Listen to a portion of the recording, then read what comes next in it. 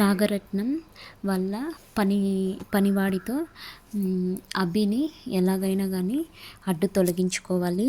అభి వల్ల రాను రాను సమస్యలు వచ్చే అవకాశం ఉంది. వాన్ని ఎలాగైనా కానీ అడ్డు తొలగించుకోవాలి అని చెప్పేసి అనుకుంటూ ఉంటుంది.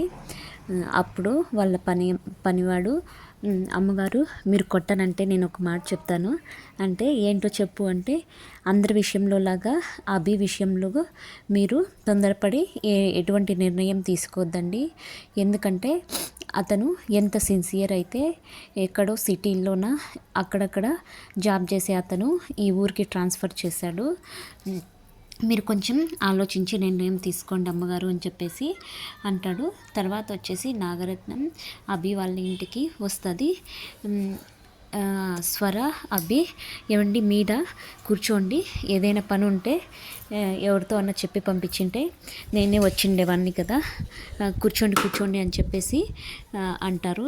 అప్పుడు నాగరత్నం పర్వాలేదు బాబు, నేను నీకు ఒక గిఫ్ట్ తెచ్చాను అంటే, మీరా నాకెందుకండి గిఫ్ట్ ఇస్తున్నారు అంటే, ఫస్ట్ ఏముందో చూడు అని చెప్పేసి అంటుంది. తర్వాత బ్యాగ్ ఓపెన్ చేసి చూస్తే అందులో బట్టలు ఉంటాయి. ఈరోజు నా కొడుకు పుట్టినరోజు, నా కొడుకు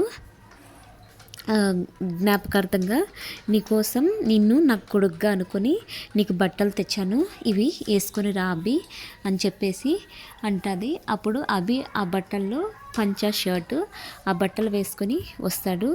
ఇంతకు నాగరత్నం ఎటువంటి కుట్ర చేయబోతుందో, అభిని ఎలా దెబ్బ కొట్టాలనుకుంటుందో మనము నెక్స్ట్ ఎపిసోడ్లో, రేపటి ఎపిసోడ్లో తెలుసుకుందాము. ఇదే అండి ఈరోజుటి మన లేటెస్ట్ ప్రోమో. మీకు కనుక నా వీడియోస్ నచ్చితే ప్లీజ్ సబ్స్క్రైబ్ చేసుకోండి. Thank you for watching my videos.